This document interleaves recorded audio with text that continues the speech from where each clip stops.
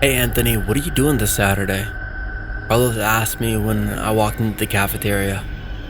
Nothing, just planning on playing games all weekend. Why are you asking? I said while moving ahead to get the food while he continued following me. Well, I was thinking you should come over to my house for a sleepover, he said while grabbing 2 sandwiches from the counter. Sure, but what about your parents? You remember they don't like me very much, right? I asked as we walked towards an empty table with our meals. Don't worry about them, they will be out all weekend. So you can come over and they'll never know. After saying that he left, I continued eating my food before the lunch break was over. Carlos and I have been friends since the day he moved into this town. It's been like, 7 years or something since we first met? About his parents, I don't know why they don't like me, but they always keep asking him to stay away from me, saying I'm some bad influence or something. I mean, come on, they don't know their son one bit, because if someone is a bad influence, it's him. He does everything. He drinks and smokes, and even when he's not of legal age to be smoking or drinking, and dates like crazy. I mean, he changes girlfriends every week, and I'm the one who keeps asking him to stop doing all this stuff. Now, you be the judge and tell me who's the bad influence over here. But for my parents, he's a saint who has just dropped on his earth from heaven. Seriously guys, what is up with these parents not trusting me, even though I never do any of the stuff that he does? But still, I love the dude, he's a good friend. Anyway, I went to class after lunch was done, and as always, Carlos was skipping math class. I shrugged my shoulders, went to my seat, and attended the lecture with complete focus. After school was over, I saw him walk into my house. He was walking with some girl, and as soon as he saw me, he waved his hand over to me. After saying something to them, he came to me and started walking with me. So you're out for the sleepover plan, right? He asked. Yes, but you sure that there won't be any girls there? I asked while rolling my eyes, and in response he started laughing. I wish there could be, but no man, it's going to be just us, he told me as he stopped laughing. Fine then, I'll ask my parents and I'll text you about it, I said, and he stopped near the fence of his house and said goodbye to me before going inside. He lived a few blocks away from me, so I continued walking until I reached my house. My mom was in her office at this time, as usual, and my dad was at the workstation that he had built in his house. So I decided to wait till dinner to ask them about the sleepover. Even though I already knew what their answer was going to be, I had to ask still. Anyway, mom came around 7 p.m. and after freshening up, she went to the kitchen to check if dad had cooked anything. But as usual, there was nothing. So she quickly started making pasta and asked me to call dad over, which I did. And after a brief heated argument about why dad can't cook for once, knowing that she might be late and tired too, the dinner was served. I casually asked them about the sleepover while we were having dinner. And do you guys want to know what their first response was? It was, his parents don't like you, right? I told them that was out of the question, and my parents agreed for me to stay over at his place while saying that I should learn something from him since he was such a good guy. I rolled my eyes and finished eating my food. The next evening, I went over to Carlos's place around 6 or 7 p.m. He had brought some beers for us to drink. I refused to drink, but he still insisted that I should give them a try, so I agreed. After about a can each, we started playing some games. It was fun having a sleepover once in a while. We played Call of Duty, FIFA, and some other games till late at night. When we were done playing video games, we went over to Carlos's bedroom and started talking. Our conversation went from funny to deep, and then emotional and sad to funny again. We continued talking for hours and did not even notice when we fell asleep. I woke up in the middle of the night feeling thirsty, so I walked downstairs to the kitchen just to get some water. After drinking water, I realized that I had to pee as well. So I started looking for a washroom, and since it was my first time in his house, I did not know where things were. I roamed around for a while looking for them. I had no idea that his house was this huge. There were so many rooms, most of them are locked, and that was when I heard some weird noises coming from one of them. I thought about Carlos telling me that there was no one else besides him there, so I started thinking that it might be a thief or something. I tried opening the door, but it was locked. The noise was still continuously coming from there, so I tried to hear it by putting my ears on the door, and it felt like a muffling sound, as if someone was trying to say something but was unable to. That was when a badly curled up paper got slipped from inside the room. I picked it up, and as I was about to open it up, Carlos called me looking all worried from 3 rooms away. "What are you doing here? No one is supposed to come here, and if surveillance finds out, and my parents, then they're going to kill me," he said in a worried and nervous voice. "I was looking for a bathroom, dude, but your place is so huge that I got lost," I said while putting the paper in my back pocket. Carlos showed me the bathroom that was near his room, and after that we both slept. The next day he made us breakfast, and I forgot to tell him about the noises I heard the last night because I did not think much of it at the time. After reaching home, I remembered about putting the paper in my back pocket, so I took it out and unfolded it. As I read it, I felt goosebumps because it said, "Help, I'm locked up in here."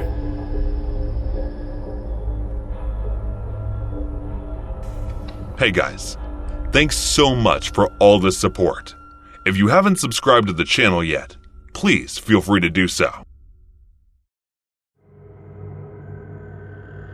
Growing up, I watched the classic holiday movie Home Alone multiple times and never imagined that I would find myself in a similar situation. However, life took a dark turn, and the twist was anything but comedic. I found myself in a horror situation that seemed to have been taken straight out of a movie. The fear and uncertainty that came with the experience left an indelible mark on me. Following my mother's abandonment and move to live with her new husband and kids, I found myself living with my aunt. My father didn't care for me as well, and I would only see child support to my aunt. That Christmas Eve, my aunt asked if I could spend the night home alone so that they could celebrate with her boyfriend and his family. Despite feeling powerless to demand anything given my circumstances, I agreed to her request, grateful for the roof over my head. My aunt's house was located right beside a forest preserve, surrounded by lush greenery and far from the hustle and bustle of the city. We had always felt safe and secure in this peaceful abode, until that night, when something strange occurred. When Aunt Selena was away, I was sitting in the living room watching my favorite cartoon program on the television. Suddenly, I heard a loud noise that seemed to be coming from the front door. I quickly turned to check the clock, which read 11:45 p.m. I knew for sure that my aunt wouldn't be back tonight, and even if she did, she had a spare key with her. It was highly unlikely that anyone else would drop by at such an odd hour. The sound was making me increasingly anxious and frightened, and I couldn't shake off the unnerving feeling. As I stood frozen in the hallway, I called out to my aunt, hoping that she was the one standing on the other side of the door. Unfortunately, no one responded, and the eerie silence made my heart beat faster. I was too scared to move, so I thought turning up the volume of the TV would help me drown out the pounding of my heart. However, I could barely concentrate on the program I was watching, as my mind was fixated on the strange present lurking outside the door. Unlike most children my age who would have thought it was Santa or his elves with a present, I knew better. Santa wasn't real, and the idea of a stranger pretending to be him terrified me beyond measure. I couldn't shake off the feeling that whoever was standing outside the door was up to no good. As I returned to sit on the couch, I tried my best to focus on the program I was watching, when suddenly there was a loud noise that sounded like thud, thud, coming from the front door. I froze in fear, my heart racing as I tried to convince myself that it was just a simple knock, but I knew it wasn't, because we had a doorbell that people usually use to announce their arrival. In a trembling voice, I managed to ask, Who is it?" There was no response, just silence. After a few seconds, another knock echoed through the house, sending shivers down my spine. This time, I didn't have the courage to ask who it was. I remained silent, hoping that whoever was at the door would go away. But then, I heard a faint whisper that made my blood run cold. "Hey kid, open the door." It was the voice of an old woman, but it was low and chilling, sending shivers down my spine. I felt like I was in a horror movie. I didn't reply, Instead, I covered my mouth with my palms of my hands, trying to stifle my breath so that whoever it was couldn't hear me. The voice whispered again, "Open the door, kid. I have a present for you." This time, it sounded more eager and impatient than before. I knew that I had to be careful. I didn't know who was outside or what they wanted. I sat still, waiting for the person to leave, hoping that they would leave me alone. The sound of the knocking grew louder and more forceful, reverberating throughout the house and causing the door to shake with each impact. My heart raced with fear, and I couldn't shake the feeling that whoever was on the other side meant me harm. Despite my terror, I was paralyzed with indecision, unable to even consider calling 911 for help. Instead, I curled up on the couch, desperately trying to hide myself from the pounding at the door and the whispering threats of the mysterious stranger outside. As the night wore on, tears streamed down my face unwillingly as I desperately clutched the blanket around me for comfort. The knocking never ceased, a constant reminder of the danger lurking just outside. Exhausted, I eventually cried myself to sleep, only to be jolted awake by someone shaking me. Blinking away the grogginess, I saw Aunt Selena standing over me, her concerned gaze fixed on my disheveled form as she was asking me if I slept on the couch the entire night. With a trembling voice, I began bawling my eyes out and recounted to her the details of the previous night's events, and she reassured me that she would look into it. More terrifying was the fact that when she checked the CCTV footage outside the house to see if there was anyone there that night, there was no one. The footage showed an empty seat with no signs of anyone walking by her house, let alone standing outside the front door. The memory of that unsettling incident plagued my dreams for years to come. The image of that mysterious woman, whispering from beyond the closed door, beckoning me to open it, was etched into my mind. Nevertheless, I was grateful that I never had to experience that horror again.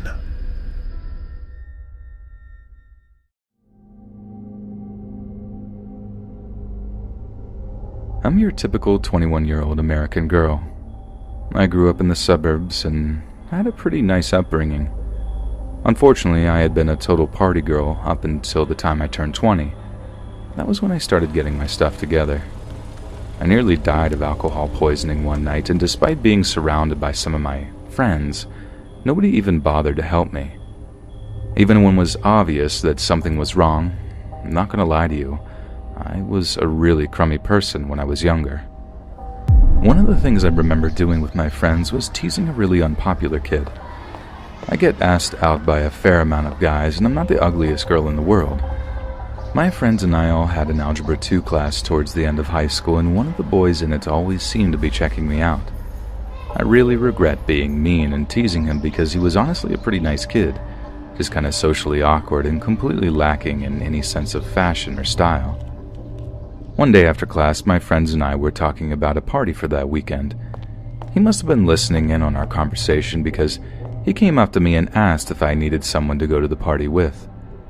I don't really know what he was expecting, but I went with it on a whim.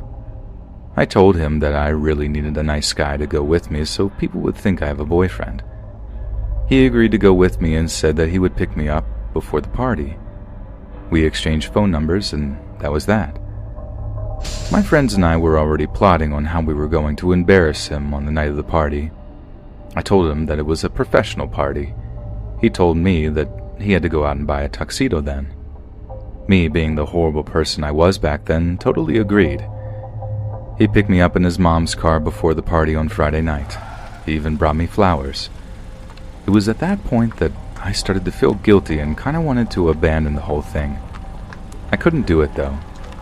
My friends would have been really mad at me. They got 2 giant tubs of mayonnaise that they were going to pour on top of him. It was my job to have him stand for a picture and get him in the right position.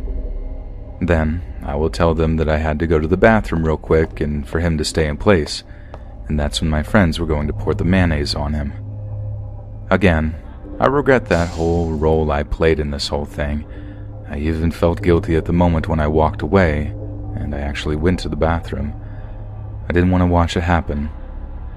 From what I heard, he started crying and went back to his car and drove home immediately. I thought that would have sent some kind of a signal that I really wasn't interested in dating him.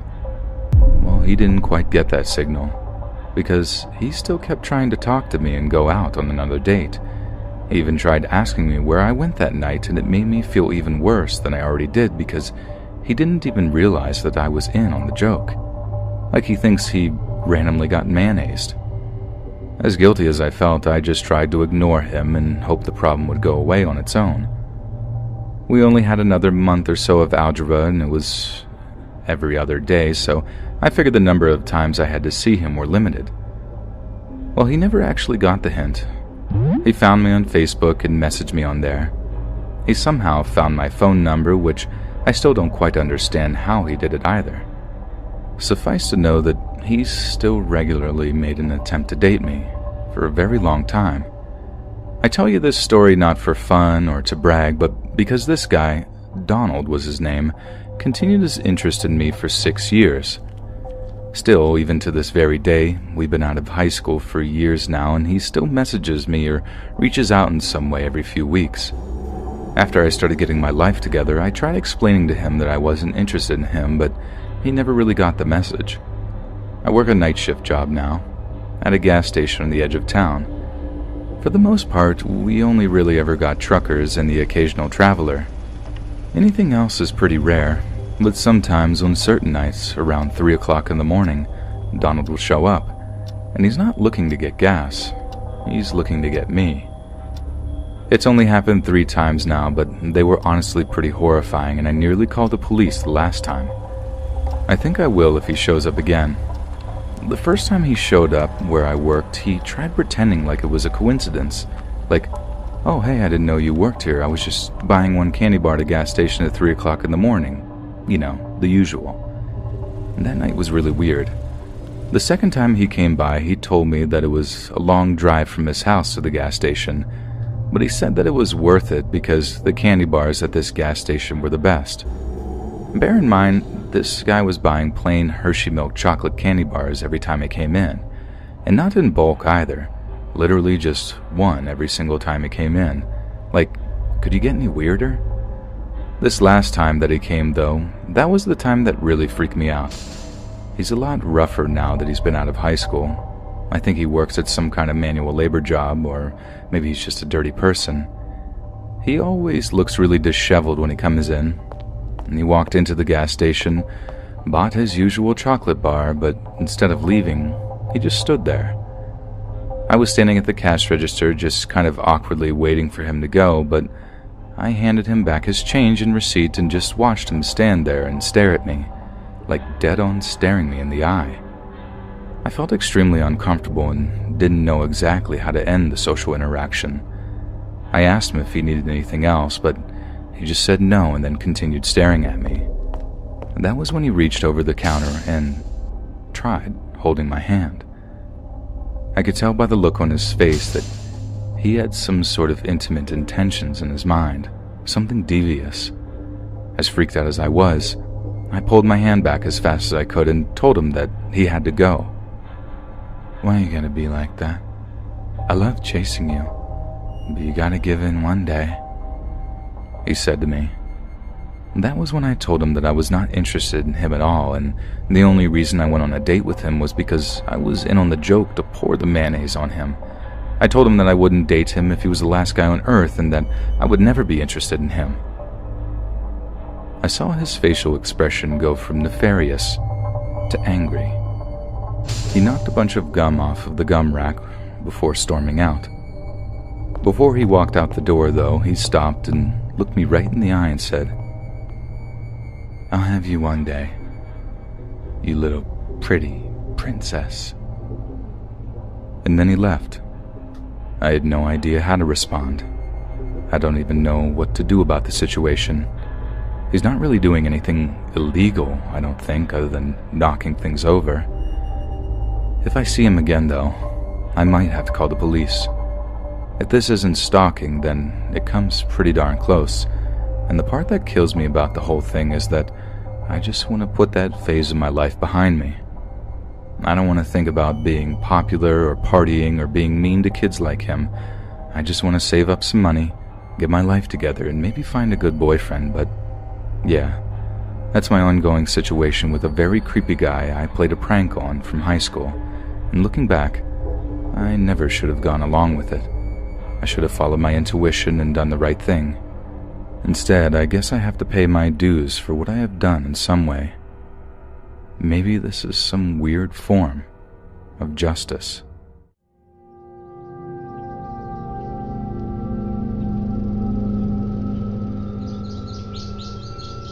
I was born and raised in South Carolina. It was always tough living there because I'm an African American lady. My family and I grew up in an upper middle class neighborhood. Both my parents are immigrants who worked hard to give my siblings and I a good life. So it was a Saturday evening when my parents went out on a date. I was 14 at the time, and they trusted I would be able to babysit my little brother and sister. I'd done this a million times before, so I wasn't worried. They'd left the house at around 8 and promised to be back no later than 11 p.m. Everything seemed perfectly fine at first. My brother was in the first living room playing on his Xbox. I was on the couch near him using my phone, and my sister was upstairs in our room messing with her tablet. Now, the layout of the house was something like this. You open the front door, and immediately to your right you have the first living room. That leads into a dining room, which leads into the kitchen. The kitchen is open and leads into the second living room. From there, you can access the backyard and door to the garage. On the left of the front door, you can go up the stairs to the bedrooms. On one side of the hall, you have my sister and I's room and a bathroom, and on the other, you have the master bedroom and my brother's room. I'm sitting on the couch with my brother. I then hear the garage door being opened. It was only around 9 p.m., and I knew my parents would never come back home this early. So I got up to meet them at the door and see why. Whenever they leave, I always make sure the door from the garage is locked, so I usually have to let them in. I walk up to the door, and just as I was about to open it, I stopped. I felt kind of anxious for whatever reason and didn't want to open up the door until I heard it was them. I see the doorknob wiggle violently, and I got scared and stepped back. I called out, "Mom?" No response.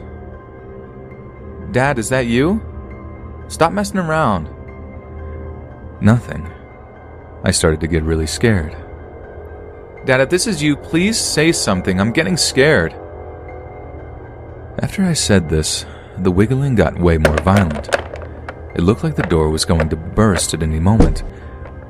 By this point, my brother stopped playing his game and ran into the kitchen. Fearing for our lives, I ran into the kitchen, grabbed one of the biggest knives we had, took my brother's hand and ran upstairs. There I grabbed my sister and ran into my brother's room. By now I heard the door burst open. I locked the door and hid my siblings in the closet while I pushed the dresser in front of the door to barricade it.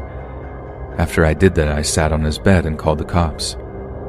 The operator got all of my details and said the cops would be there in 5 minutes. As I sat on the bed, I felt absolutely terrified. My mind was completely blank until I heard running up the stairs. The light sobbing in the closet from my siblings turned into fearful screams, and I had my back against the wall shaking as I held the knife in front of me. I heard them bust through each door.